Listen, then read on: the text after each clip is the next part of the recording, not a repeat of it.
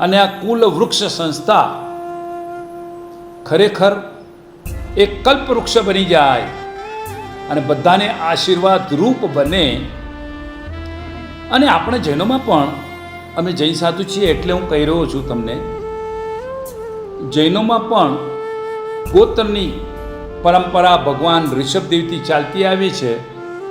અને શાસ્ત્રોમાં આપણા પૂર્વાચાર્યોએ તો ઠેક ઠેક ઠેકાણે કહ્યું છે, કલ્પસૂત્રમાં પણ આ વાત મૂકવામાં આવી છે કે આપણા મહાદિગ્ગજ થયેલા સંતો, સાધુ સંતો, ઋષિઓ, પરમર્ષિઓએ જેને જન ઉપર પરોપકાર કર્યો છે એમને ઓળખવા માટે પણ ગોત્રનો જ આધાર લીધેલો છે. તો તમે સમજી લો ગોત્રનું કેટલું મહત્ત્વ છે, જાણવાની કોશિશ કરજો. એના માટે કુલ વૃક્ષ નામની સંસ્થા જબરદસ્ત કાર્ય કરી રહી છે. ખૂબ ખૂબ પ્રશંસનીય છે, અનુમોદનીય છે. એમને